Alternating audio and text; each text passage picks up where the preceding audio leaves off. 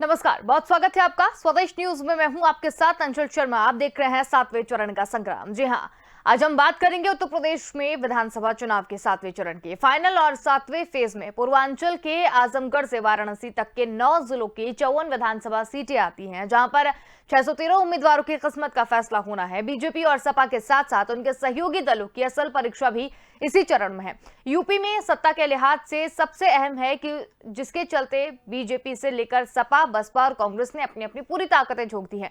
देखना यह है कि इस अंचल के मतदाताओं का रुख किस तरफ होता है। 7वें चरण में पूर्वांचल के आजमगढ़, मऊ, गाजीपुर, जौनपुर, वाराणसी, मिर्जापुर, गाजीपुर, चंदेली और सोनभद्र जिले की 54 सीटें शामिल है।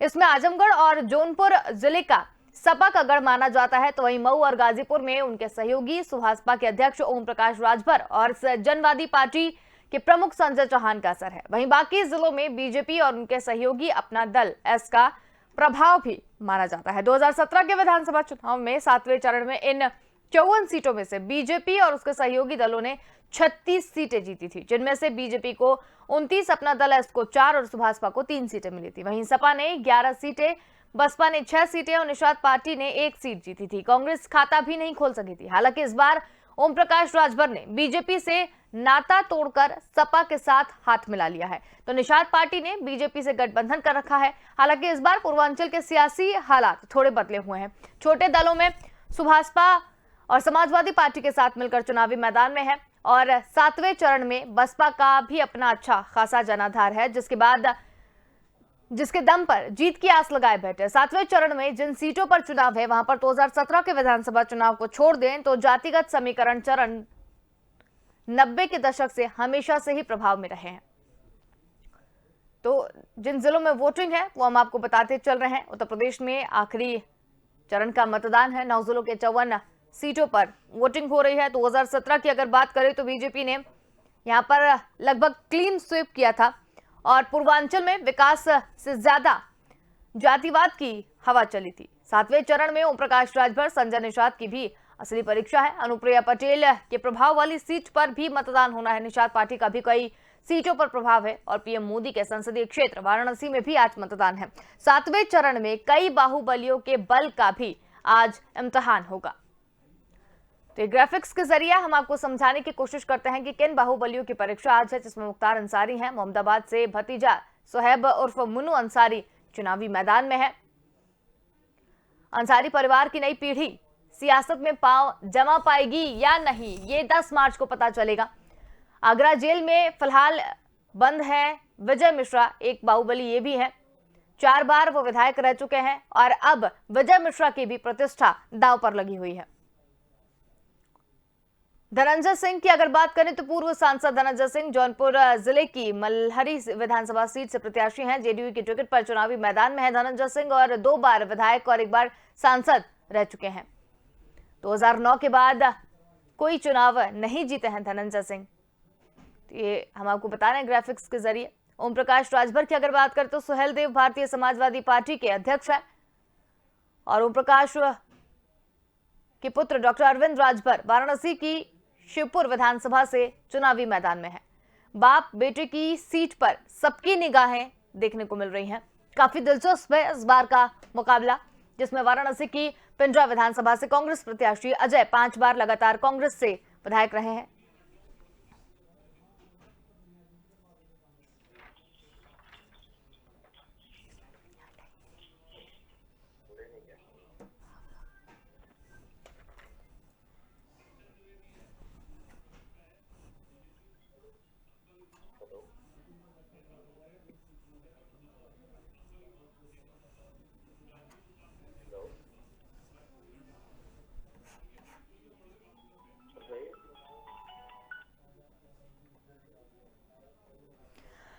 तो चलिए चर्चा को आगे बढ़ाते हैं। चर्चा में आगे जाने के लिए हमारे साथ कुछ मेहमान इसमें जुड़ गए हैं, जिसमें हमारे साथ कंचन द्विवेदी बीजेपी से प्रवक्ता हैं, अकमल इमाम नेता सपा से हैं, राजीव उपाध्याय नेता बसपा से हैं और अश्विनी हांडा हमारे साथ कांग्रेस से हैं। तो चलिए चर्चा को आगे बढ़ाते हैं। सबसे पहले बीजेपी की तरफ रुख करेंगे। कंचन द्विवेदी हमारे साथ में जुड़ी हुई है। कंचन जी, सवाल मेरा आपसे यह है कि पिछली बार की अगर बात करें तो क्लीन स्वीप एक तरीके से बीजेपी का वहां पर देखने को मिला था, इस बार क्या लग रहा है आपको?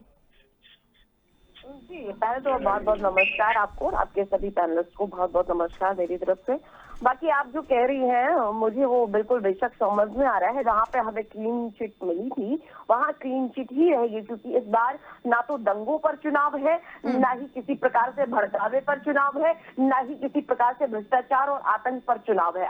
इस बार जो है वो भारतीय जनता पार्टी के विकास पर चुनाव है। तो विकास की जब बात होती है, जनता को जब विकास मिलता है, जनता को जब रोजगार मिलता है, जनता को जब मकान मिलता है, जनता को जब नल से पानी मिलता है, जनता को जब शौचालय मिलता है, अनाज मिलता है, कोरोना के टाइम पर उन्हें वैक्सीन मिलती है। भले ही भड़काने वाले लोग अपने ट्विटर पर बैठ करके बहुत भड़कावे वाली बयान देते रहे, भैया ये तो वैक्सीन है जो भारतीय जनता पार्टी की वैक्सीन है, मत लगवाइएगा करके, लेकिन फिर भी आदरणीय मोदी जी को मानने वाले जो लोग हैं, इसका मतलब ये भी है कि जो लोग कोरोना की वैक्सीन लगवा चुके हैं वो आदरणीय मोदी जी पर विश्वास करते हैं, इसीलिए तीसरे चरण भी हमारा निकल गया और कोरोना का इस बार कोई प्रभाव नहीं पड़ा। दूसरे स्टेज में जब ये भड़काने वाले लोग आए तो थोड़ी सी दिक्कतें आई, लेकिन फिर भी कवर हुआ, लेकिन लोगों ने विश्वास किया और कोरोना जैसी महामारी भी हमने निकाली है। उससे हमने पूर्ण तरीके से जोड़ करके जो चीजें हैं उनका संग्राम किया है, युद्ध किया और हम जीते भी हैं। और अगर मैं विकास की बात करूं तो आप सब देख रहे हैं, चाहे किसी प्रकार से आर्मी कॉरिडोर हो, हमारे यहाँ पर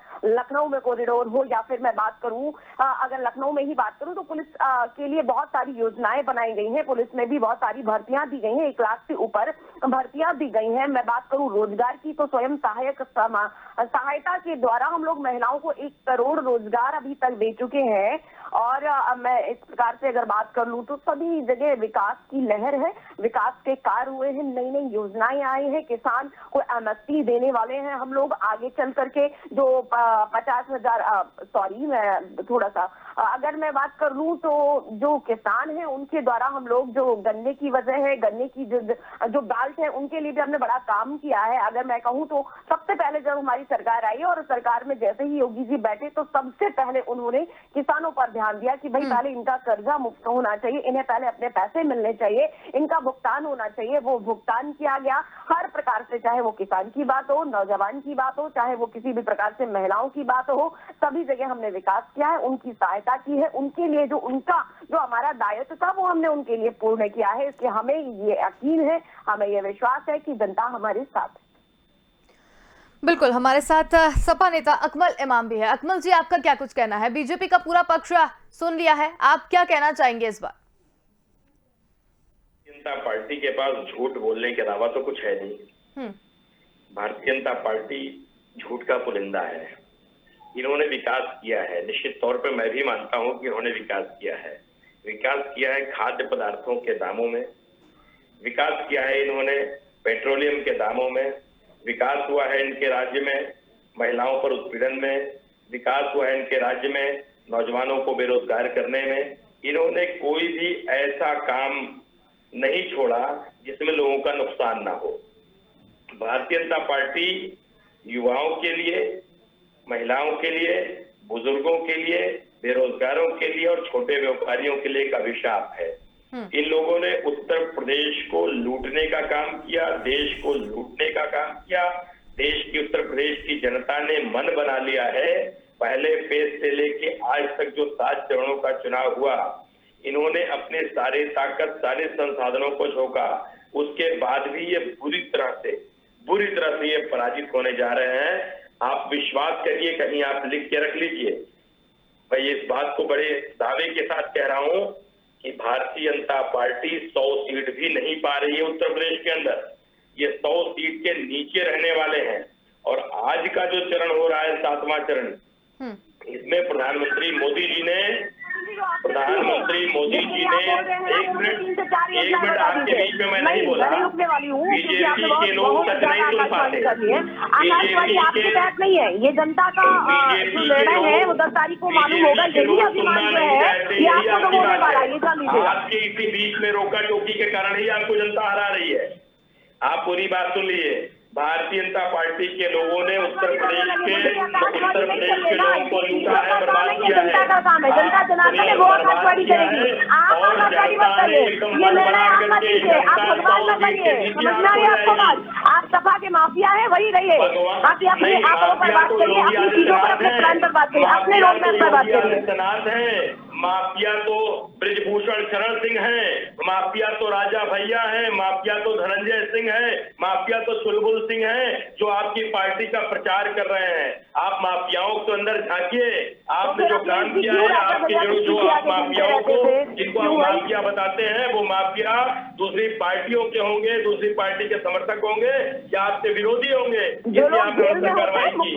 भारतीय जनता पार्टी की योगी सरकार ने उत्तर प्रदेश की पुलिस को अपना गुर्गा बना करके राजनीतिक स्वार्थ सिद्धि की है। जाने वाले आपको मालूम है, क्योंकि कोई नहीं जाने वाला, जो फंडिंग केवल जाने वाले हैं तो योगी जी जाने वाले हैं गोरखनाथ मंदिर में, और मोदी जी जाने वाले हैं गुजरात चलिए, में, ठीक है। और कोई नहीं जाने वाला। ठीक है, कंचन जी। उत्तर प्रदेश में साइकिल की रफ्तार बहुत तेज है। ठीक है, अकमल जी। आपको एक सजेशन दे रहा हूँ, ठीक है अकमल जी, दूसरे की भी, ठीक है अकमल जी, और भी लोग हैं पैनल पे, उनकी भी बात सुन लेते हैं ना। इनको बीच में रोका कीजिए, भाजपा वाले टोका टोकी नहीं, उनको रोक चुकी मैं, उनको रोक चुकी, वो रुक भी गई है ना। राजीव जी हमारे साथ में है। राजीव जी, आपका क्या कहना है? इस बार बीजेपी और सपा की भी आपने बातें सुन ही ली है। देखिए अंशुल जी, 7वां चरण है और 7वें चरण में भी आधा समय बीत चुका है। और ये उत्तर प्रदेश की जनता जिस दिन गाजियाबाद से चुनाव का वोट डालना शुरू करी थी पहले चरण से, तो एक चीज मन बना ली थी कि कम से कम भारतीय जनता पार्टी को 7 समुंदर उठा करके दूर फेंक देना है। क्योंकि जब से भारतीय जनता पार्टी आई है, वो चाहे केंद्र में आई हो और चाहे प्रदेश में आई हो, जनता को महंगाई की मार हो, बेरोजगारी की मार हो, किसानों की मार हो, जनता कहीं न कहीं प्रताड़ित हुई हो और किन्हीं न किन्हीं विषयों को हुई हो, चाहे वो पेट्रोल के विषय हो, डीजल का विषय हो। अच्छा, गैस सिलेंडर इन्होंने बड़ी बाखूबी जो है, बड़े बड़े शहरों में जब पाइपलाइन पड़ा तो जो वहां से रिफिलिंग वाले सिलेंडर खाली हुआ, इन्होंने गरीबों को फटाक से दिया सिलेंडर, लीजिए सब लोग 50,000 1 लाख, हर विधानसभा हर लोकसभा के अंदर इन्होंने सिलेंडरों को डिस्ट्रीब्यूट किया उज्ज्वला योजना के तहत। लेकिन उसको करने के बाद उन्हीं गरीबों के ऊपर उनसे 1-1 हजार रुपया पूरा वसूलने का काम इस सरकार ने किया, और वो गरीब अब जान गया है। ये 5 किलो गेहूं इस महीने तक जो दे रहे हैं, अगर ये न देते तो ये 50 से 60 सीट में जो 2012 और 2007 वाली जो स्थिति इनकी बनती थी, उसी स्थिति पे ये लौट जाते। थोड़ी सुदृढ़ है स्थिति इनकी, वही 5 किलो गेहूं के कारण और 10 किलो चावल के कारण। वो चावल और गेहूं जो गरीब जनता को दिए, उसके कारण थोड़ा सा वोट मिल जा रहा है। मैं आपको बतावें अंशुल जी, अन्यथा जनता एकदम इतनी व्यथित है, इतनी कुंठित है, इतनी निराश है इस शासन से और सत्ता से। एक तो झूठ बोलना, हर विषय पे इनके प्रवक्ता आते हैं बंधु लोग, और बड़े मतलब झूठ को कैसे सच बताया जाए, किसी महंगाई को कैसे इनके ऊपर उसको बढ़िया से जामा पहना करके, और महंगाई 100 रुपए पेट्रोल हो जाए तो कहा जाए देखिए देश हित के लिए आपको करना पड़ेगा। अरे भाई, इस हिंदुस्तान का देश हित और राष्ट्रवाद सन 1947 से पहले हमारे जो स्वतंत्रता सेनानी थे, उन्होंने लड़के जो आज हमको सत्ता में बोलने का अधिकार, यहाँ जीने का अधिकार, और इस देश को विकास, हमारा देश चाहे 1947 का हो, चाहे 51-52 से जब हम संविधान लागू कर दिए तब से और आज तक हम निरंतर बढ़ते रहे हैं। कोई कितनी भी अंगुली उठावे कि नहीं फलाने के राज्य में ऐसा नहीं हुआ, ऐसा नहीं हुआ, हम किसी को नहीं दोष दे रहे हैं। हमने कहा 5 साल जो है भारतीय जनता पार्टी जितनी सामर्थ्य थी, जितनी झूठ बोल के भी करती थी, करी है। लेकिन भारतीय जनता पार्टी को ये भूलना नहीं चाहिए कि जो 60 साल पहले भी कांग्रेस ने जो किया, जिसको आप आज बेच करके और पूंजी केंद्र में पूंजी इकट्ठा करके और 1-1 हजार कार्यालय। अंशुल जी, एक चीज बताइए, हमारे बैठी हुई है बहन कंचन जी, मैं तो ये जानना चाहूंगा कि भारतीय जनता पार्टी का गठन आज तो हुआ नहीं था, जनसंघ से लेकर, और भारतीय जनता पार्टी का गठन करीब 30-35 साल पहले हुआ था। 30-35 सालों में भारत के अंदर इनके कार्यालय और यही कार्यकर्ता थे, लेकिन बना नहीं पा रहे थे। कौन सी ऐसी बाढ़ आ गई जिस मुसीबत में नोटबंदी के बाद इस भारत की जनता व्यथित हो गई, पैसे के लिए 1-1 रुपए के लिए तरस गई, व्यापारी तरस गया, नौजवान तरस गया, किसान तरस गया, जो छोटे मोटे मझौले नौकरी करने वाले लोग थे वो व्यथित हो गए, जो शहरों के अंदर खास तौर से जो महानगर थे और छोटे शहर थे, जिनमें गांवों से निकल के आदमी काम करने आता था, उस परिवार की स्थिति जो 10-20 हजार लड़के कमाते थे, उनकी स्थिति नाजुक हो गई। लेकिन अगर किसी की स्थिति सुधरी तो माननीय गृह मंत्री के लड़के की, माननीय रक्षा मंत्री के लड़के की, माननीय भारतीय जनता पार्टी जो पार्टी है इसका धन जो है इतना बढ़ गया कि दुनिया का सबसे धनवान पार्टी बन गई। पूरे जनपद यानी भारत के जितने भी जनपद हैं और जहां भी इनके कार्यालय हैं उन कार्यालयों को 5 स्टार तरीके से सुसज्जित कर दिया गया। ये बाढ़ अंशुल जी कहां से आ गया? मीडिया कहां सो रही है? चलिए ठीक है, नहीं बता रही है कि रुपया किसका है और ठीक कहां है, से आ रहा ठीक है कौन राजीव जी, चंदा दे रहा है। उनसे और चंदा अंशुल जी सुनिएगा, थोड़ा 2 मिनट और सुन लीजिएगा। मैं अगर किसी दल को चंदा देता हूं तो निश्चित तौर पे अपेक्षा रखता हूं कि वो दल जब सत्ता में आएगा तो मेरे अनुकूल कुछ न कुछ कार्य करेगा। और इसी तरह का कार्य भारतीय जनता पार्टी ने किया। चलिए ठीक है, भारतीय जनता पार्टी की प्रवक्ता भी बैठी है, उनसे ले लेंगे और बड़ा चंदा लेकर के इनके ठीक लिए है, नीतियां बनाया। ठीक है राजीव जी, हमारे पास और भी लोग हैं, चर्चा को आगे भी बढ़ाना है। अश्विनी आंडा जी हमारे साथ जुड़े हैं। अश्विनी आंडा जी, आपका क्या कहना है? क्योंकि अगर पिछली बार की अगर बात करें 2017 की, तो जिन सीटों पर आज चुनाव है, पिछली बार जिन सीटों पर चुनाव हुए थे इन्हीं सीटों में से तो कांग्रेस जो है वो एक तरीके से खाता भी नहीं खोल पाई थी। इस बार जो रणनीति यहाँ पर बनाई गई है, जिस तरीके से प्रियंका गांधी जी मैदान में उतरी और उसके बाद उन्होंने जनता के बीच में गई, संवाद स्थापित किया, क्या लग रहा है इस बार आपको? देखिए अंशुल जी, अगर पिछला जो जद्दोजहद देखी जाए तो वो कांग्रेस ने उत्तर प्रदेश में अग्रसर होकर नवाई और अग्रिम पंक्ति में खड़े थे। जिस तरीके से अत्याचार जो है लोगों पर किया जा रहा था इस रूढ़िवादी सरकार की तरफ से, और मैं यकीन से कह सकता हूं कि जो भारतीय जनता पार्टी नारा दिया करती थी कांग्रेस मुक्ति का, वो आज भारतीय जनता पार्टी लागू होने जा रहा है। जिस तरीके से 6 राज्यों में अभी तक इनकी अपनी पार्टी की सरकार है और उसमें से भी अब जो है वो सिर्फ 2 या 3 में बच जाएगी पूरे देश के अंदर। ये 2024 की बात कर रहे हैं, मैं बताता हूं आपको कि ये 2022 में ही खत्म हो जाएगी भारतीय जनता पार्टी। जिस तरीके से भारतीय जनता पार्टी ने काम किया है, जिस तरीके से लोगों को प्रताड़ित किया है, किस तरीके से प्रताड़ित किया लोगों को आपके हिसाब से? हाँ, अब आते हैं आपकी बात पे कि किस तरीके से प्रताड़ित किया है। महंगाई आज चरम पे है, लगभग 9% महंगाई का दर जो है वो बढ़ चुका है। पर कैपिटा इनकम जो है देश के नागरिकों की जो है वो निचले स्तर पर पहुंच गई है। बेरोजगारी जो है वो चरम पे है और लगभग 27 करोड़ जो बीपीएल से हमने श्रेणी से ऊपर उठाकर जो मध्य वर्ग में जिनको डाला गया था उनकी जो है वो खिसक कर फिर गरीबी स्तर पे आ गया। और ये चीज खुद प्रधानमंत्री जी ये दावा करते हैं कि 80 करोड़ लोगों को जो है वो मुफ्त का राशन बांट रहे हैं। इसका मतलब कि आपका जो पूरा देश है वो गरीबी से ग्रस्त हो गया है और भारतीय जनता पार्टी की सरकार पे निर्भर हो गया है। बजाय उनके रोजगार देने के, उनको आत्मनिर्भर बनाने के, आपने उनको आत्मसमर्पण पर जो है वो लाकर खड़ा कर दिया है कि वो आपका मुफ्त का राशन खाएं और चौराहों पर बैठ जाएं।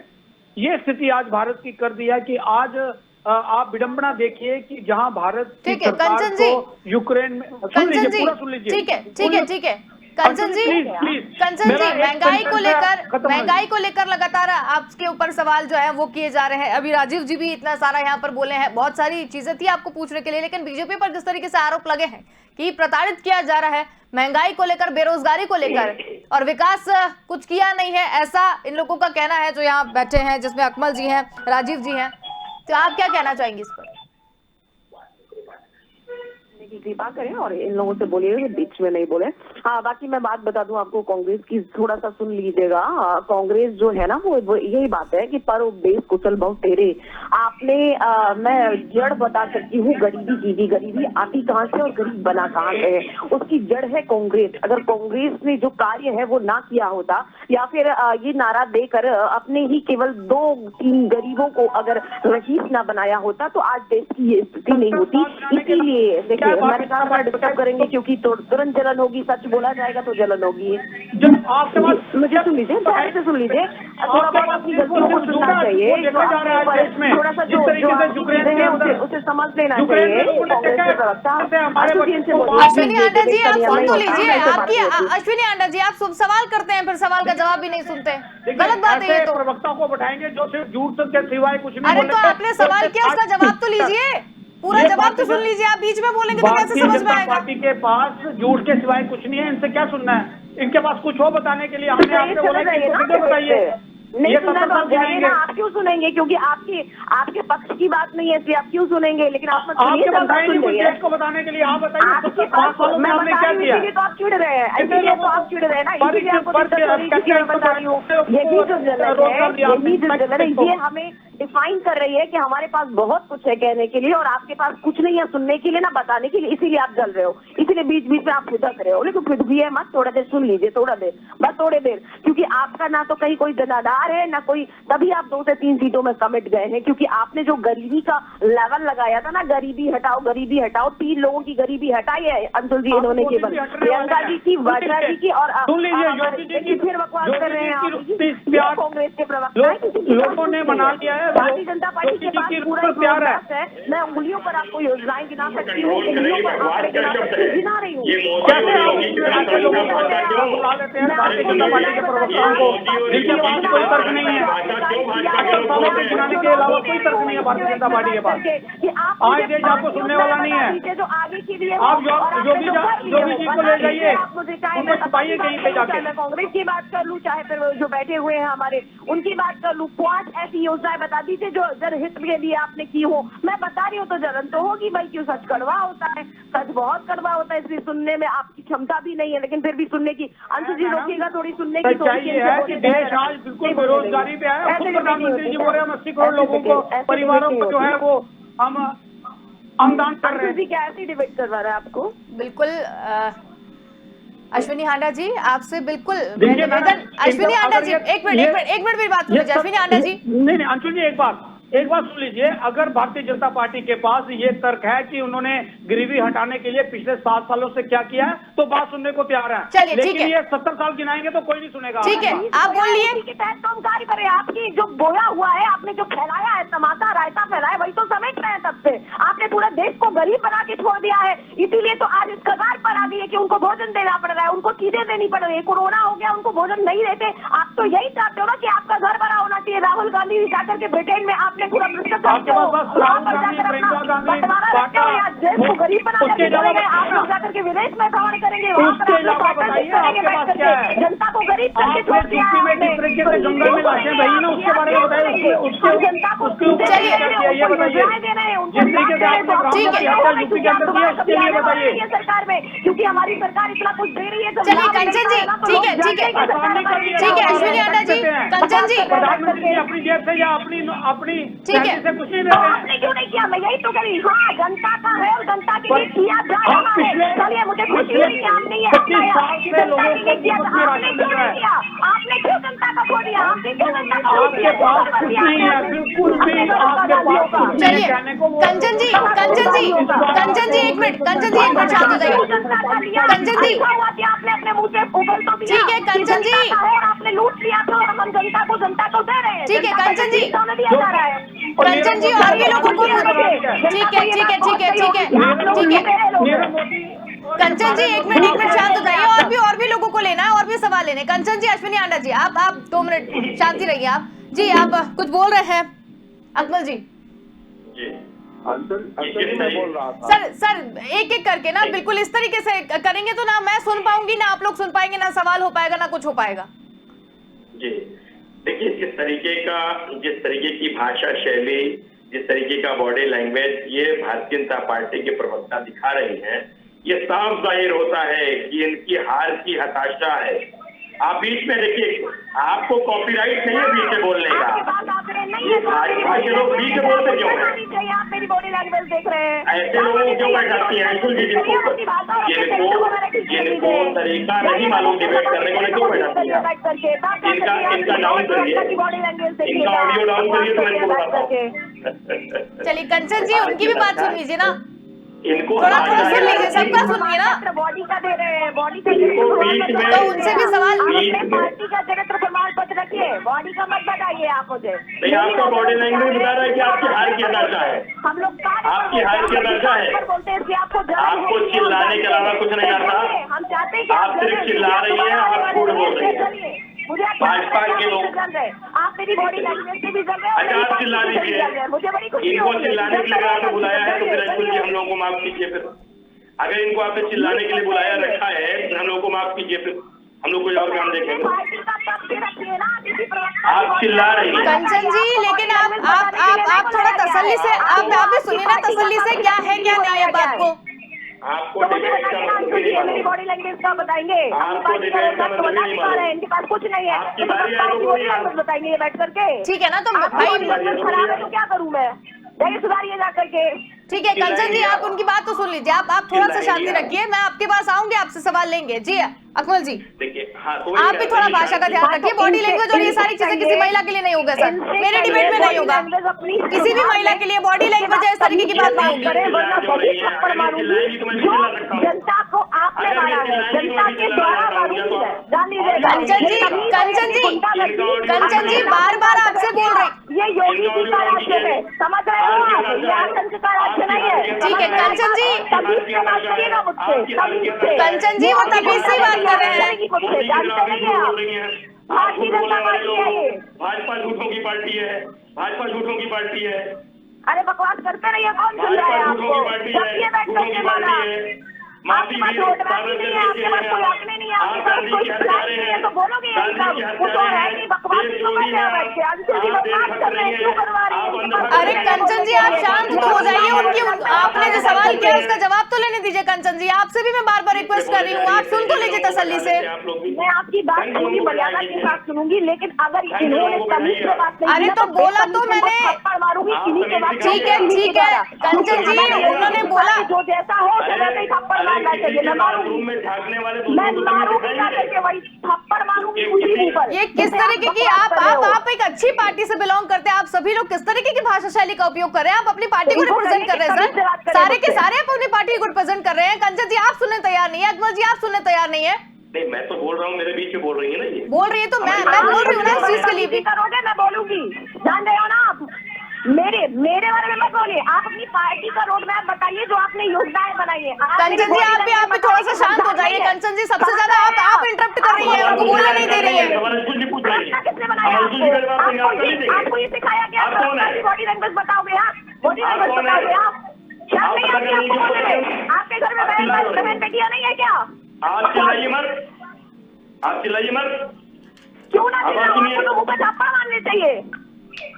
बदतमीजी मुझे भी आती है, बदतमीजी कम कीजिए आप। तो सही से आओ, डिबेट में ऐसे लोगों को बैठाने से बेहतर है अंशुल जी, मैं लिस्ट हो जाऊंगा, लिस्ट हो जाऊंगा। चलिए कंचन जी, ठीक है। अकमल जी और कंचन जी और अकमल जी, आप दोनों शांत हो जाइए, नहीं तो मैं आप दोनों के ऑडियो डाउन कर दूंगी। ये इस मुद्दे पर बहस करने नहीं बैठे हैं सर, मुद्दे पर आइए, विषय पर आकर बात करेंगे। अकमल जी आप भी शांत हो जाइए, कंचन जी आप भी शांत हो जाइए। चलिए आप सवाल पूछिए, मैं सवाल बिल्कुल मैं सवाल कर रही हूँ, और अब इस विषय को यहाँ पर बंद कीजिए। राजीव जी, अगर आपसे मैं सवाल करना है कि जिस तरीके से 7वें चरण का ये जो मतदान यहाँ पर किया जा रहा है, इस बार अगर देखा जाए बसपा तो किस तरीके से, क्योंकि यहाँ पर ज्यादा चुनावी रैलियां और किस तरीके की स्थिति में इस बार दिखाई दे रही है मायावती जी, और किस तरीके से आप जो है वो जनता के बीच में संवाद स्थापित किया गया है इस बार? पहले तो अंशुल जी आपको बता दें, जिस तरह से अभी हम लोग 10 मिनट से पिछले हाउस पाउस की स्थिति में थे, मैं खुद नहीं सुन पा रहा था कि हमारे तीनों दलों के मित्र क्या कह रहे हैं। उसमें मैं भी अपने को शामिल कर ले रहा हूँ कि कभी कभी उत्साहवश आदमी बोल जाता है, लेकिन नहीं बोलना चाहिए, क्योंकि जब आप एक सम्मानित चैनल पे बैठी हैं और सम्मानित जनता सुन रही है, बिल्कुल, और वो अगर हम लोग आपस में लड़ते रहे तो जनता सुनेगी क्या? सबसे पहले जो देख लीजिए, 7वां चरण चल रहा है और भारतीय जनता पार्टी कम से कम उत्तर प्रदेश से भारतीय जनता पार्टी की आज विदाई की अंतिम कील है। चाहे वो मऊ हो, चाहे गाजीपुर हो, चाहे हम तो अंशुल जी कह रहे हैं जिस दिन बनारस का रिजल्ट आएगा आप देख लीजिएगा कि जो भारतीय जनता पार्टी की सीटें बनारस के अंदर हैं उसमें से आधी सीटें हो जाएंगी बनारस शहर के अंदर की, मैं बात कर रहा हूँ, बाहर की छोड़ दीजिए जी। मैं कल एक डिबेट में था, वहाँ भारतीय जनता पार्टी के मित्र को स्वीकारना पड़ा कि दक्षिण जो है बनारस की उस सीट पे हम कहीं ना कहीं लूज कर रहे हैं। इसका मतलब उनकी मना स्थिति अंदर से टूटे हुए व्यक्ति ऐसा बोलता है, नहीं तो हारने वाला भी व्यक्ति आप जानते हैं कि जब टेलीविजन पे बैठता है तो अंतिम क्षण तक युद्ध का और राजनीति का ये कहा गया है कि आपके पास अंतिम सैनिक और अंतिम गोली हो तब तक आप लड़ते रहिए, ये कहिए कि देश हमारा है और विजय हमको मिलेगी। ये वास्तविकता है, लेकिन सच्चाई ये थी कि हमारे मित्र का अनायास मुंह से ये निकला कि दक्षिण में हम कमजोर हैं। तो आप दक्षिण में भी कमजोर हैं, आप उत्तर में भी कमजोर हैं, सोनभद्र में आप कमजोर हैं, मिर्जापुर में आप कमजोर हैं, और पूर्वांचल सहित पश्चिम तक जाइए, हर जगह स्थिति कमोबेश भारतीय जनता पार्टी की। अच्छा समझिए कि भारतीय जनता पार्टी जिन मुद्दों को लेकर चली थी वो मुद्दे हावी नहीं हो पाए। जो ध्रुवीकरण का मुद्दा कराना चाह रही थी भारतीय जनता पार्टी, जो जहन में भरना चाह रही थी भारतीय जनता पार्टी, जो जेसीबी बुलडोजर लेके खड़ा करके जनता को एक गुमराह करना चाह रही थी भारतीय जनता पार्टी, उसमें भारतीय जनता पार्टी कहीं ना कहीं सफल नहीं हो पाई। और हमारे दल के नेता अपनी बातों को बहुत संक्षिप्त में बोली कि अगर आपको लगा हो कि 2007 और 12 की सरकार जो है कानून व्यवस्था में अच्छी हो, विकास में अच्छी हो, नौकरी देने में अच्छी हो, अंशुल जी मैं ये नहीं कह दूंगा भारतीय जनता पार्टी की तरफ कि मैंने भारत की सारी समस्याएं मेरी नेता आई और उन्होंने खत्म कर दिया, लेकिन मेरे नेता 2007 से 12 के बीच में रही तो इस उत्तर प्रदेश की गरीब जनता हो, अमीर जनता हो, सबको एक नजरों से देख करके और जिस ठीक है, लेकिन अगर इस बार सरकार बनती है तो इस बार बसपा क्या कुछ करेगी? इस बार क्या जनता के लिए लेकर आएंगे?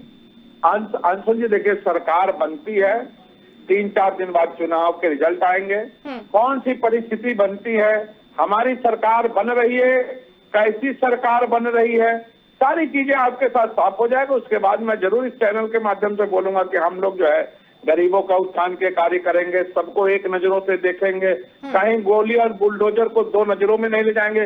जैसी भी बुलडोजर तो हर एक सरकार चलवाती है जब जरूरत पड़ती है, तो हर एक सरकार गुंडों, मवालियों और बदमाशों को चाहती है कि समाज के अंदर दूर रहे, कौन पसंद करता है इस चीज को। लेकिन किसी जाति विशेष को, किसी धर्म विशेष को देख करके ये करना, जो आज अंगुली उठ रहा है माननीय मुख्यमंत्री जी पे, वो क्यों अंगुली उठ रहा है? माननीय मुख्यमंत्री जी अगर ये बुलडोजर सभी, अब हम कह दें कि जो माननीय मुख्यमंत्री जी के स्वजाती लोग हैं उनमें कोई माफिया और बदमाश है ही नहीं, और पूरे प्रदेश के अंदर उनके स्वजाती लोगों पे एक FIR तक दर्ज नहीं होता है, एक जगह जेसीबी बुलडोजर नहीं जाता है। क्यों नहीं जाता भाई? इतने 24 करोड़ में क्या स्वजाती वालों के पास कोई बदमाश नहीं है, कोई माफिया नहीं है? मैं नाम गिनवाना चलूंगा तो बनारस से लेकर के और गाजियाबाद तक कई नाम अभी बोल दूंगा, नहीं बोलना चाहता हूं कि कई बार बोल चुका हूं उन नामों को। इस तरह के लांछन मैं कह रहा हूं कि माननीय योगी जी पे लगा है। एक हमारी बहन, छोटी बहन, वो दुबे, आपको मालूम है कि वो बंद है उसमें जेल में, बिकरू कांड वाले में।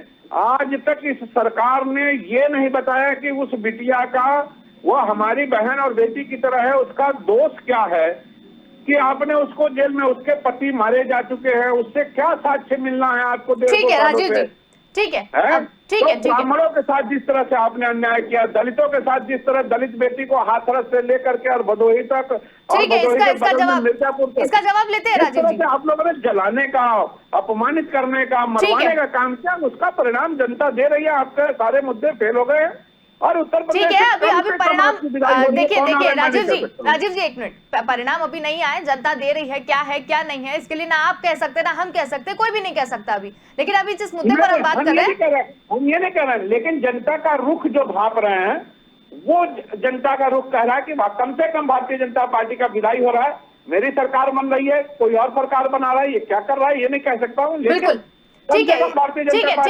लेकिन इन सवालों का जवाब बीजेपी से ले लेते हैं। कंचन जी, एक बार फिर आपसे सवाल कर रही हूँ, लेकिन सवाल से पहले निवेदन आपसे कर रही हूँ, तसल्ली से, आराम से, बिल्कुल आप जवाब दीजिएगा इन सब चीजों का। जिस तरीके से यहाँ पर बसपा ने जो आरोप लगाए हैं कि क्या बिकरू कांड में जो बिटिया जो है वो जिस तरीके से बंद है, क्या है उसके पीछे की चीजें, हाथरस कांड को लेकर भी, क्योंकि देखिए जिस तरीके से 2017 की अगर बात करें तो एक तरफा जीत जो थी वो देखने को मिली थी, लेकिन इस बार वही सीटें ऐसी हैं जिन पर सबसे ज्यादा चुनौती बीजेपी को देखने को मिल रही है। इस बात से आप इनकार नहीं कर सकती हैं। बात ये होती है ना कि अगर किसी की कोई गलती होती है, कोई कमी होती है तो वो जेल में होता है, कहीं कोई साक्ष्य होंगे, कहीं कोई बात होगी, मैं उस तरफ नहीं जाऊंगी। बाकी मैं बात करूं, अगर न्यायिक व्यवस्था की बात करूं, महिलाओं की बात करूं, तो ये लोग ख्वाब में भी नहीं सोच सकते।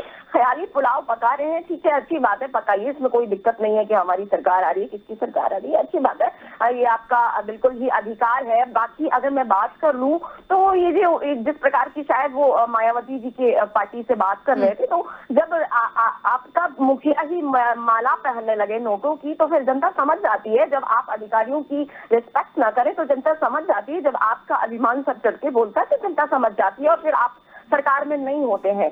आपकी मैं बात करूं शासन प्रशासन की, तो जो आप योजनाएं उठा रहे हैं, या फिर मैं कांग्रेस की बात करूं तो लड़की हूं, लड़ सकती हूं का आप नारा दे रहे हैं, लेकिन क्या वही जाकर के विकास की बात कर रहे हैं, रोजगार की बात कर रहे हैं, पेट्रोल की बात कर रहे हैं? पेट्रोल क्या आपको याद भी है कि आपने ही ऑयल बॉन्ड लेकर के उनको डाल दिया, इसके बाद 2026 तक हमें उसका पूरा ब्याज भरना है, क्योंकि ये लोग जानते थे कि हम लोगों ने इतनी गरीबी हटा दी है देश की कि गरीब को हटा चुके हैं, इसलिए दोबारा सरकार में नहीं आएंगे। जो आने वाली सरकार है वो उस ब्याज को भुगतेगी, वही हम लोग भुगत रहे हैं। और मैं बात कर लूं, अगर आप कहते हैं रोजगार की, तो पंजाब में क्यों नहीं जाते हैं? पर उपदेश कुशल भाव तेरे वाला काम क्यों कर रहे हैं?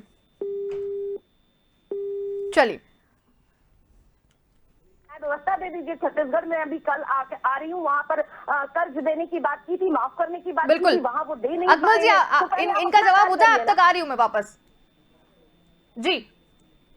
और अगर मैं सपा की बात करूं तो क्या ये न्यायिक व्यवस्था थोड़े ना रखने वाले बाहर? हम लोग वो लोग हैं जो हर प्रकार से बेटियों को बचाने वाले। हाँ, मैं मानती हूँ कि एक आध घटना होती है और हमने उसमें पूर्ण तरीके से अपनी एजेंसियों से बोला है, देश की एजेंसियों से रिक्वेस्ट किया था कि आप इन चीजों को देखें, और उन चीजों में एजेंसियां शामिल रही हैं, उन्होंने उन न्यायिक व्यवस्था को देखा है, उन्होंने परिणाम निकाला है। और अगर आप आतंकवादियों की बात करें, माफियों की बात करें, तो वो जेल में है। अगर हम थोड़ा कानून व्यवस्था की बात कर ले, तो हमने सारी व्यवस्थाएं बनाई है कानून के लिए, पुलिस कर्मियों को और भर्तियां दी हैं, जो अच्छे पदों पर थे उन्हें और आगे बढ़ाया है। तो ये सब कानून व्यवस्थाएं हैं, हमने मिलिट्री फोर्सेस बनाई है उन चीजों को देखने के लिए, करने के लिए। उनको एक बात और आपको बता दूं अंशुल जी, हम लोग वो लोग हैं जो हर क्षेत्र में पैनी नजर रखने वाले लोग हैं। हमारे देश में कभी भी खेल पर नजर नहीं रखा गया, जिसकी वजह से बुनियादी भारत जाना जाता है, जिसकी वजह से बुनियादी भारत कला के क्षेत्र में जाना जाता है विश्व में। इन लोगों ने कभी इन चीजों पर ध्यान नहीं दिया, जो कि आज भारतीय जनता पार्टी के आने पर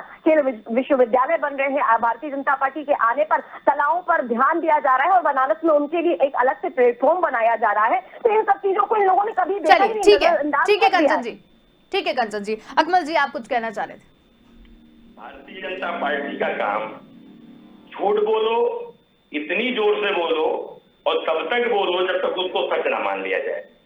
भारतीय जनता पार्टी ने, देखिए, फिर बीच में आपको अपने गले से इतना प्यार है, आप इतना अपने गले से दूसरों की बात सुन लिया कीजिए, कान दो दिया ऊपर वाले।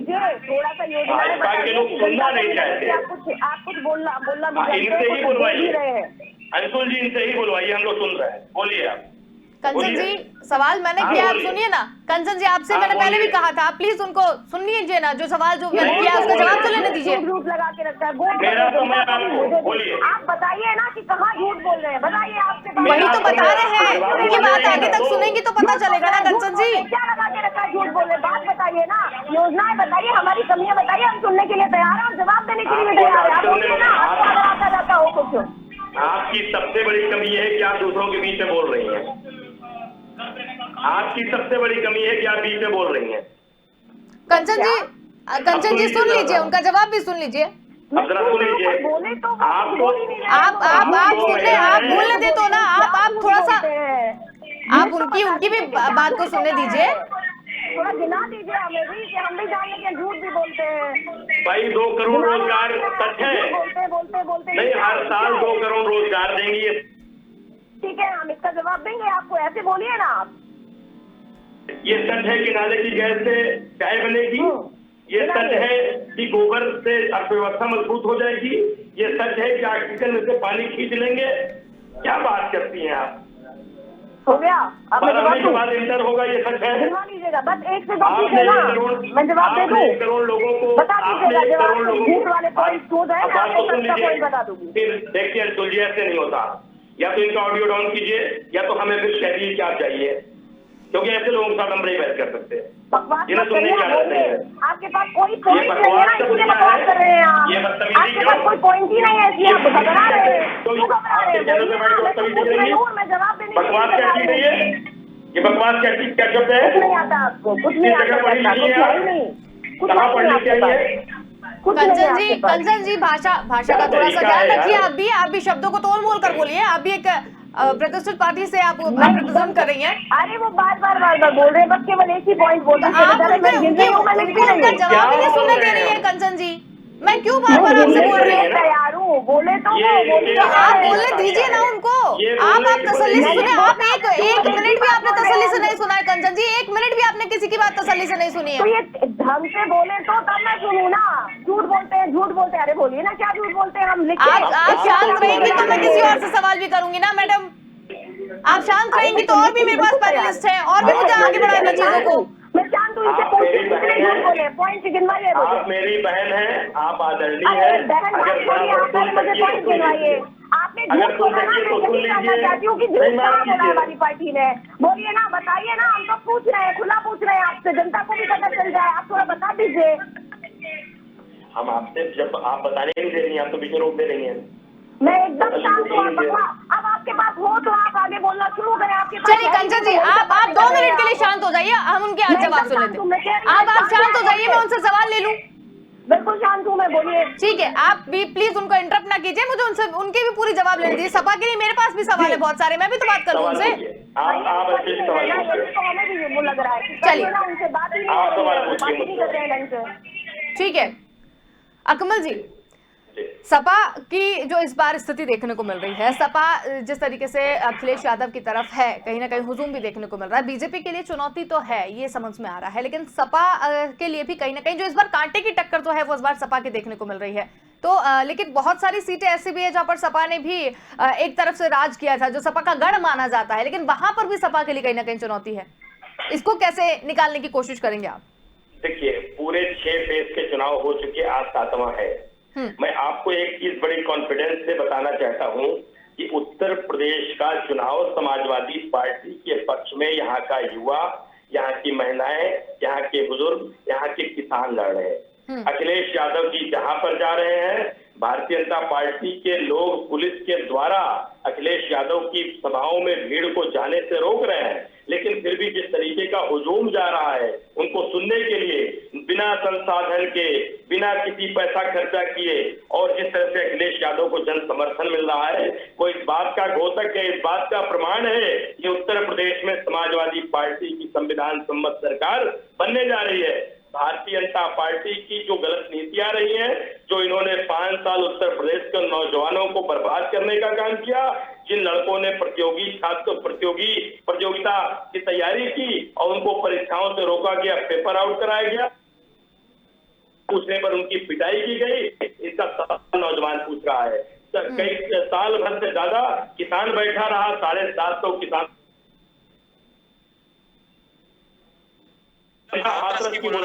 इसको मिट्टी का तेल डालकर जला दिया गया। वो महिला, उत्तर प्रदेश की महिलाएं, उत्तर प्रदेश की लड़कियां सवाल पूछ रही हैं, जो इन्होंने झूठ बोला 2 करोड़ रोजगार देंगे, और बेरोजगार नौजवान सवाल पूछ रहे हैं। और ये सारे सवाल, जो महंगाई है घरों में, किचन में, जिसका बजट बिगड़ गया है, वो जनता सवाल पूछ रही है कि योगी बाबा, मोदी जी, आप लोगों ने उत्तर प्रदेश को धर्म के नाम पर ठगने का काम किया। आप आए, आपने बताया माँ गंगा ने बुलाया है, गंगा की सफाई के लिए काम नहीं किया। आपने कहा हम जो है भगवान शिव के पुजारी हैं, और बनारस के अंदर 68 मंदिर तोड़ के आपने मंदिर विध्वंसक होने का तमगा अपने ऊपर ले लिया। ये सारी चीजें जनता देख रही है। चलिए ठीक है, कॉन्फिडेंस की बात, कॉन्फिडेंस, एक लाइन के केवल बोलूंगा। कॉन्फिडेंस की बात यह है कि उसी पूर्वांचल में जहां चुनाव हो रहा है, आपने देखा कि पूर्वांचल से ही आदरणीय मोदी जी सांसद है बनारस से, और आदरणीय अखिलेश यादव जी सांसद है आजमगढ़ से। लेकिन आप देखिए दोनों में कॉन्फिडेंस का फर्क ये होता है कि एक तरफ अंतर्राष्ट्रीय मुद्दों को छोड़ करके मोदी जी भाजपा के चुनाव प्रचारक के रूप में बैठे रहे बनारस के अंदर, प्रतिष्ठा दांव पे लगी है। और देखिए अखिलेश यादव को वो नहीं गए, एक मीटिंग करने केवल आजमगढ़ गए, क्योंकि उन्हें विश्वास है कि आजमगढ़ की जनता ने उन्हें सांसद बनाया है, तो उनके सारे विधायक भी जिता करके उनको मुख्यमंत्री बनाने जा रही है। जनता ने तय कर लिया है, योगी जी को भेजेगी गोरखनाथ मंदिर में। 10 मार्च को पता चल जाएगा अकमल जी, 10 मार्च को, बिल्कुल 10 मार्च को पता चल जाएगा। कंचन जी, साइकिल की रफ्तार देखिएगा। बिल्कुल कंचन जी, एक सवाल हमेशा ये उठता आया है, जब भी चुनाव आए हैं या जब भी बीजेपी की बात आई है, तो उसमें हमेशा ये कहा गया है बीजेपी ने धर्म को लेकर बांटा है। चुनाव मुद्दा हो वो धर्म का हो, धर्म को लेकर, जातिगत चीजों को लेकर हमेशा से जो मुद्दा जो प्रबल रहा है वो धर्म ही रहा है। आप इसे किस तरीके से बोलेंगी? हाँ जी, मैं इसको बिल्कुल वैसे बोलूंगी, क्योंकि धर्म और राजनीति दोनों ही एक पहलू हो, और राजनीति के साथ धर्म को होना ही चाहिए, क्योंकि अगर राजनीति धर्म से परे हो जाएगी तो राजनीति बिगड़ जाएगी। और यही हमारी पूर्ववर्ती सरकारों के साथ हुआ है, क्योंकि ये धर्म से विलग हो गए हैं, धर्म से अलग हो गए थे, इसलिए ये लोग बिगड़ गए हैं, ये लोग खराब हो गए थे। और ये भारतीय जनता पार्टी की ये योजना है, ये हमारा मुद्दा है, ये हमारा श्रद्धा है कि हम लोग उसको लेकर के चल रहे हैं। लेकिन हमेशा ये भी कहा जाता ना कि हिंदू मुस्लिम को लेकर भी सबसे ज्यादा जो चीजें होती हैं वो बीजेपी करा रही है, ये आरोप हमेशा बीजेपी पर लगते रहे हैं। आप ये बताइए कि हिंदू मुस्लिम का मुद्दा कौन कराता है? जब इनके पिताजी थे, मैं सपा की बात कर रही हूँ, तो मुल्ला मुलायम खुद को कहते थे। क्यों कहते थे भाई, क्या बात है? तो ये बाई फैक्टर कहाँ से शुरू हुआ? यहाँ से शुरू हुआ। भारतीय जनता पार्टी ने ऐसा कोई नारा नहीं दिया, ना ऐसा कोई योजना की है कि केवल मुसलमान को बकवास कर रहे हैं। देखिए, मैं बिल्कुल नहीं बोलूंगी बकवास, फिर मैं वही जवाब दूंगी जिसके आप लायक होंगे, कर लीजिएगा, ठीक है? बाकी आप मुझे बोले दीजिए। अंशुल जी, बाकी युवाओं की बात करें, मुझे जरा इनसे प्रश्न करने हैं कि आपने युवाओं के लिए कितने कार्य किए हैं और कितनी नौकरियां दी हैं, जरा मुझे इनसे जवाब दिलवा दीजिएगा। क्योंकि हमने 5.5 लाख नौकरियां लड़कों को दी है, युवाओं को दी है, और रोजगार की तो बात ही मत करिए। जो आपने झूठ सुन रखा है ना, मैं उसे क्लियर कर लीजिए, दिमाग में क्लिक कर लीजिए कि जो युवाओं को रोजगार होता है वो अलग पद्धति होती है, रोजगार अलग कहते हैं और नौकरियों को अलग कहते हैं। नौकरियां, यहाँ क्लिक करिए, नौकरियां 5.5 लाख दी है। और रोजगार, जिस प्रकार से रोजगार उसे कहा जाता है, जब हम स्वयं सहायता समूहों के माध्यम से औरतों को 1 करोड़ औरतों को रोजगार दे रहे हैं, उसे रोजगार कहते हैं। और अगर शौचालय, जो सहायक शौचालय है, जो सामुदायिक शौचालय है, उन पे हमने महिलाओं को भर्ती किया है, उसे नौकरियां कहते हैं। नौकरी और रोजगार दोनों में बहुत फर्क होता है, इन्हें ये मालूम नहीं होगा क्योंकि ये सपा से आते हैं। इनसे जरा पूछिएगा कि युवाओं के लिए कितनी नौकरियां इन्होंने दी थी और कितनी आगे के लिए बना करके रखा है, कुछ तो सोचा होगा। बाकी ये लोग कहते हैं कि जो जानवर है, जो गाय है, भले ही हमने, अंशुल जी, हमने हर गाय को 900 रुपए प्रति माह के हिसाब से किसानों को दिया है, शुरू किया है। और हम किसानों से ये फिर बकवास कर रहे हैं। आप गुंडा सरकार से आके, मैं जानती हूँ, भारतीय जनता पार्टी है तो आपको मुंह तोड़ जवाब देने वाली, मेरे साथ नहीं चलेगा, ये बदतमीजी नहीं चलेगी, अंशुल जी, नहीं चलेगा।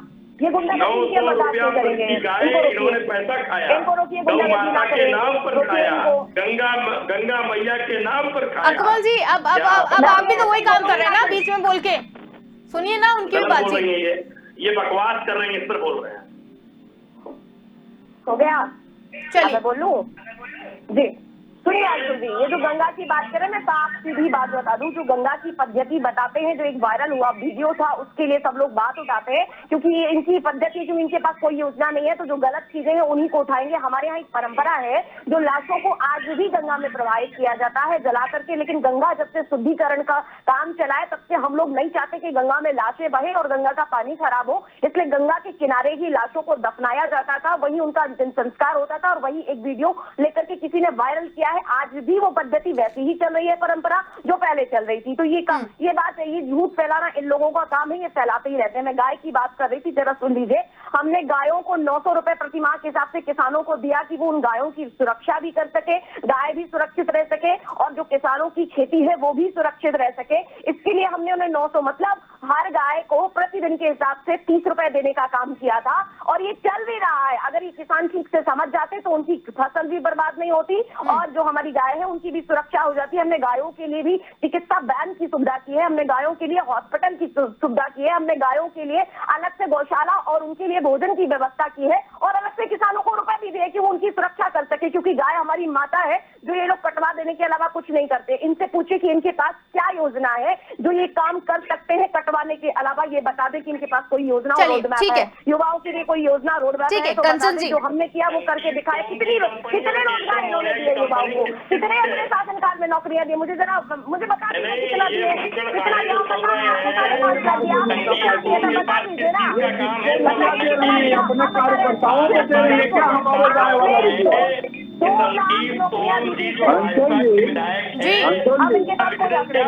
कंचन जी से ये पूछिए, ये जो गाय वाला पैसा है ये कौन सा किसान ले रहा है? भारतीय जनता पार्टी से जुड़े हुए कार्यकर्ता इनके खा रहे हैं क्या गाय का चारा?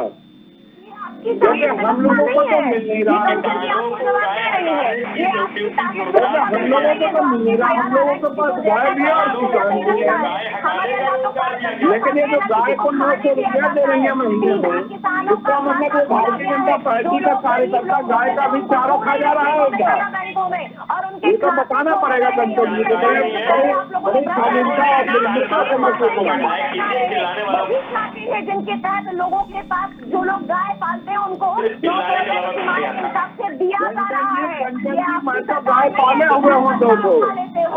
अरे तू भैया हमारी भी है भाई, आप बताने तो कि गाय को कौन से मद से पैसा आ रहा है और कौन दे रहा है? सरकार नहीं है, ये भारतीय जनता पार्टी है, इसीलिए आप लोग इतना चिड़े हुए हैं। किसान बहुत हो रहा है, अंशुल जी, कोई काम नहीं हो ये रहा है। भारतीय जनता पार्टी के झूठ प्रवक्ता जो बैठ जाते हैं, जो झूठी पुलिंदा लेकर के बैठते हैं और बार बार कहने पे बहन गिरफ्तार जा रही है। भाई कौन सा किसान है? अंशुल जी जरा रोकिएगा, इन लोगों को भी रोकिएगा। ये लाइनें बंद कर दीजिए आप। अंशुल जी जरा रोकिएगा इन लोगों ये को। काम बताइए, मुद्दे पर बात कीजिए ना। आपके पास कोई मुद्दा नहीं है तो बकवास कर रहे हैं आप। चलिए ठीक है कंचन जी, ठीक है कंचन जी, आप बता रही थी, ठीक है कंचन जी आप बता रही थी गाय को लेकर, तो गाय को लेकर ही कुछ सवाल है। अकमल जी एक मिनट आप रुक जाइए। राजीव जी आप कुछ कह रहे थे। जी राजीव जी अपना सवाल रखिए। मैं ये जानना चाह रहा था, हमारी बहन कोई बात कहने पे झुंझुला रही हैं, उनसे एक चीज तो विनम्रता से मैं पूछ रहा हूँ कि जो किसानों को 900 रुपया प्रति गाय दे रही हैं, 2 गाय हमारे पास भी है, मैं भी किसान हूँ। आज तक मुझे पिछले 5 वर्षों में तो 1 रुपया नहीं मिला अंशुल जी। तो ये कहना और कौन सा विभाग इसको दे रहा है, किस मद से और कौन सी योजनाओं में ये पैसा आ रहा है? और या तो ये पैसा सुनिएगा पहले, या तो ये पैसा भारतीय जनता पार्टी के केवल कार्यकर्ताओं के लिए है जिन्होंने गाय पाल रखी है, या जिन्होंने गाय नहीं भी पाल पा रही है वो राजीव उपाध्याय की गाय का भी चारा अपने खाते में रख ले रहे हैं। ये सारी चीजें जांच का विषय हो जाएगा कंचन जी। इसलिए कोई ऐसी चीज न कहिए कि सभी किसानों को दिया जा रहा है। गौशाले की तो गाय मर रही थी चारे में और उनको चारा नहीं मिल पा रहा था। तो आप ये न कहिए कि प्रति किसान, इस प्रदेश के अंदर 10 करोड़ किसान है और 10 करोड़ किसानों का खाता आपको दिखाना पड़ जाएगा कि सबके दरवाजे पे एक आध गाय है, किस किसान को पैसा मिल रहा है। तो ये झूठ बोलने से कोई फायदा नहीं इस चीज को। किस किसान को पैसा मिल रहा है? जो उस मैप के तहत आएगा, जो उसमें अपनी योजना में नाम डलवाएगा, उसी को मिलेगा। आप ही डलवाइए ना,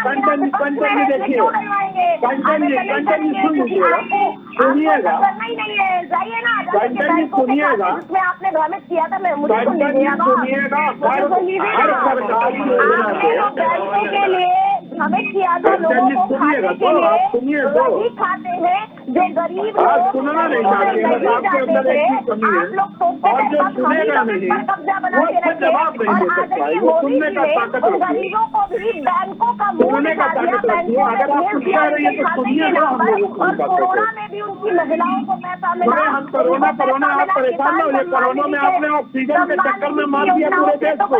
बात है कि ऑक्सीजन नहीं दे पाई, आप दवा नहीं दे पाई, आप पैरासिटामोल नहीं दे पाई, सरकारी अस्पताल में जो गया वो लौट के नहीं आ पाया। चलिए ठीक है राजीव जी, महामारी हमेशा आता रहा है, दुनिया में महामारी हमेशा आता रहा है। चलिए ठीक है कंचन जी, राजीव जी ठीक है कोई पहली बार चलिए ठीक है, बहुत भारतीय जनता पार्टी लगाई है। ठीक है। निशान होगा चौन्नी की तरह, वो भी निशान। चलिए मैं पैनल से ही कहूंगी कि आप ऑडियो डाउन कर दीजिए, लोग सुनने ही तैयार नहीं है। जितनी भी हम यहाँ पर बातचीत यहाँ पर कर रहे थे, और आप सभी का बहुत धन्यवाद, आप हमारे साथ यहाँ पर जुड़े और इस पूरी चर्चा में शामिल हुए। तो हम यहाँ पर बात कर रहे थे उत्तर प्रदेश में विधानसभा चुनाव के 7वें चरण की। फाइनल और 7वें फेज में पूर्वांचल आजमगढ़ से वाराणसी तक के 9 जिलों की 54 विधानसभा सीटें आती हैं, जहां पर 613 उम्मीदवारों की किस्मत का फैसला होना है। 10 मार्च को परिणाम आएंगे, लेकिन जिस तरीके से गहमागहमी अभी देखने को मिली, सभी अपना अपना पलड़ा भारी बता रहे हैं और जनता से सीधे तौर पर संवाद भी कहीं ना कहीं स्थापित किए हैं। लेकिन परिणाम क्या होगा ये राजनीतिक गणितज्ञ भी अभी तक नहीं बता पा रहे हैं, क्योंकि इस बार का जो मुकाबला है वो दिलचस्प तो रहा है 7वें चरण का, और अब 10 मार्च को क्या होगा ये तो फिलहाल आने वाला वक्त ही बताएगा। फिलहाल के लिए इतना ही, देखते रहिए स्वदेश न्यूज, क्योंकि सबसे पहले देश।